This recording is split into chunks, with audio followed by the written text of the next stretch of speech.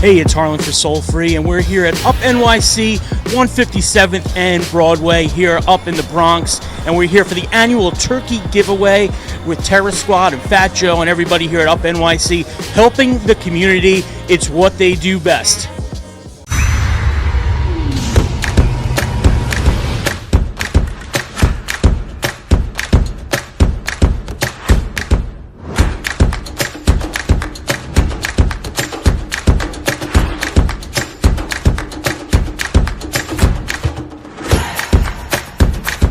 Soul Free with Harlan Freeman, your home for sneakers and culture, starts in 4, 3, 2, 1. Let's go!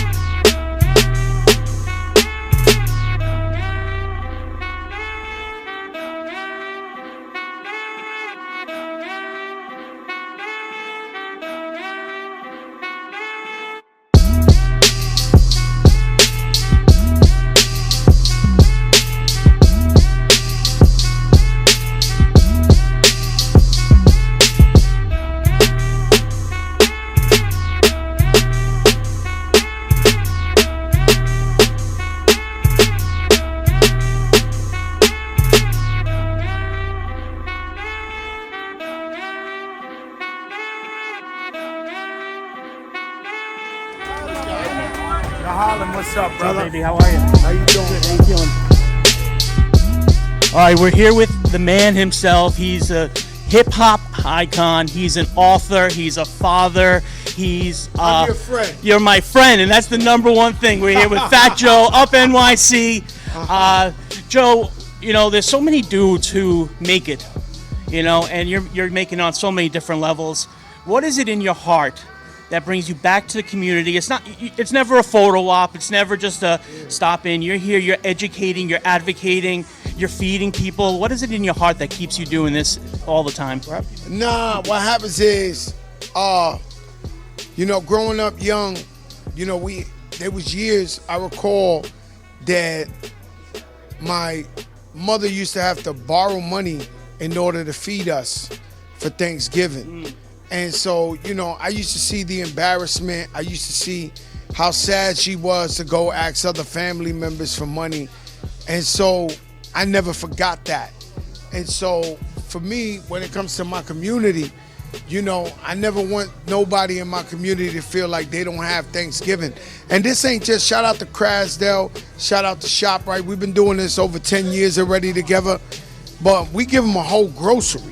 You know, not just a big turkey, rice and soup and beans and yams and whatever it is. And so we just want our people to be proud. And most of all, this is probably one of the most proudest things we do every year, man, because we feed thousands of families. And you know, and if they prayed for me when they cut the turkey, I feel very blessed. And was it mom who put this love in your heart for others growing up? You know, my mom's was poor, but she was the type of person that when she would take a taxi cab, if it was a $2 ride, she would give him a $5 bill, $3 tip. So my mom's, even though she never had it, my mom's, I was already a famous rapper and rich, and she refused to move from the neighborhood and the projects. Her door would still be open, and anybody could just walk in the house and make themselves a sandwich. You know, I get in there, I throw everybody out. But it was like, yo, like, you know, that's just who she is. That's who my family is. And I just want to carry on tradition and instill it in my children too. You know, I try to let them know, there you guys have been blessed. You've been growing up in private schools and in great neighborhoods, but just know this is where we come from. I love it. I love it. And Joe, you know, just one last thing. You just finished the first season of Fat Joe Talks on Stars. For somebody who is, and I know firsthand experience, the ultimate storyteller, watching you helped tell the stories of so many others, especially the last one with Khaled. You know, for me, growing up in this business, my Mount Rushmore was Ed and Lover on Hot 97. It was Howard Stern, David Letterman. I got to add a fourth now because nobody tells these stories. How is it you telling all these stories of your beloved friends for so many people? I mean, that Khaled one just hit hard. I mean, watching Khaled go through his process. You know, it's a little hard because I like to talk a lot and I got to let the guests talk. Yeah, it's hard. Right? So it's like really weird. But, you know, my show's about positivity. My show's about uplifting the people. My show's about letting little brown and black kids know that they could achieve whatever they want to. We sitting with Khaled. Khaled used to live in this car. Yep. And now we sitting in front of a G6 500 plane with pilots. That was so important. So important. To show little kids that, yo, it's possible, that you could get it no matter what you fight, no matter what you go through. That wasn't showing off. That was showing the people you can get it. And so that's what Fat Joe Talks is all about on Stars Network. Go check it out. Absolutely, Joe. Thank you for your friendship. Thank you for everything. Happy holidays.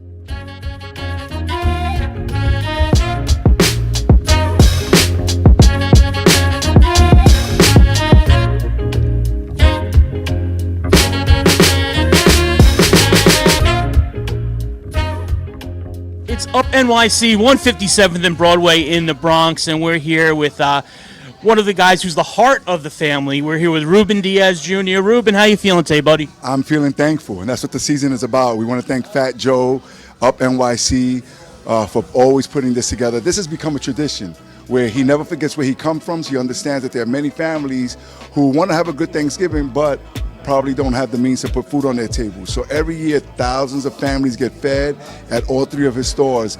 And this year, we really want to thank ShopRite, Bravo, Seatown, Krasdale, and Goya for lending of themselves, for understanding that there should be a little discount here when we want to do something good. And it's always a pleasure to be out there and putting a smile on people's faces. Absolutely. And Rubén, I got to ask you, you know, for Joe and yourself, and, you know, there's so many people who come from the streets, right? And you know what? Maybe once a year they stop back at the school, they wave and say hello, maybe they do a shout out on social media. But you guys are here. You guys are here 24/7 in the community, educating, helping, giving when people need. What is it in your heart that keeps you coming back and doing more and more for the people? Well, for me, I was an elected official my entire adult life, and I'm the first person to bear witness that this is not a stunt by Fat Joe. No. For over 25 years, this is how we created a brotherhood. Joe always called me. As the Bronx Borough President, I wish that we had more celebrities who would call and say, I want to give back.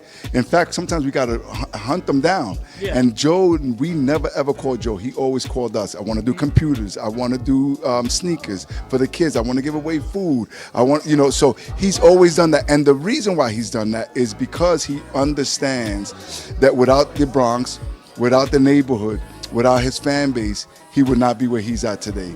And we know that Joe externally can be looked upon as a tough guy, but he has a huge heart. And, you know, God has blessed him, and he's used those blessings to be able to do more for the community and the people who represent the area that he comes from. I love that. And for yourself, you know, going into a life of public service, you know, that's a blessing. That's a beautiful thing to do. Was there anybody when you were young that was instrumental in putting you on this path? Yeah, I stand on the shoulders of giants, at least in the political world. Yeah. Everybody from my father, Reverend Rubén Díaz, to individuals like the late former Senator, State Senator Olga Mendez, Herman Badillos, Ramon Acevedes. I mean, the names go on and on and on. And you can't know where you're going unless you know where you've been. And regardless of what profession you go into, what I would advise all young people or newcomers to said profession is to do your research and to understand that there are people whose shoulders you stand on, who open the doors for you, and you have to pay homage. You know, Confucius always had this philosophy about filial piety. That means that we pay homage to our forefathers and foremothers, just the same way that Fat Joe does it in hip-hop, right? Yep. Joe knows that he's not the pioneer of hip-hop. He helped take it to another level, but every chance he gets, he gives a shout-out to those that open the doors for this to be the biggest genre on the planet. And then he uses that success and those resources to also go back and to be able to feed families, to be able to educate kids and give them the resources they need so that they can become successful. I love that. And that genre of hip hop born right here in the Bronx. In the Boogie Down Bronx. Absolutely. And, being that we are at a sneaker store today, growing up, was there that one sneaker that you just had to have? What was that shoe you needed on your foot? What's crazy is that I'm 51 years old, but I'm gonna answer your question. Okay. But I'm 51 years old, and before I'm giving out turkeys today, the first thing I did at this store is buy me 2 pair of sneakers that I had to have. the black Jordan 3s and the white with the pink swoop of Uptowns. Because I got a blazer, a pink blazer. In the springtime that I know is going to match perfectly with it. But to answer your question, the shell-toe Adidas. I remember for my 12th birthday, at that time, sneakers were the Pro Keds or Converse, and your parents weren't used to spending more than $50 for a pair of sneakers. The white on white shell-toe Adidas, I had to have them for my 12th birthday for my outfit, and it cost $54. And I begged my parents. I packed some bags at Pathmark so that I could raise some towards it, and then my parents gave me the rest. But it was a shell-toe Adidas with the extra fat shoelaces. Love it, love it, love it. All right, well, after we give out some turkeys today and some beautiful meals to the people, I think I'm going to do a little sneaker shopping too. Yes, and remember, the message is this: no matter what your situation is, it can always be worse. So I know that there are times that we say, woe is me, and we want to, just talk about what's happening bad to us. There are so many people out there who are in so much of a worse situation than you are. So during this Thanksgiving season, count your blessings and do something for somebody who is more in need than you are. And God will pay you back triple-fold. Love that, Ruben. Thank you for everything you're doing. Thank you for everything you're doing here today and obviously in the Bronx 24/7. And it's soul free. Up NYC, Fat Joe, thank you.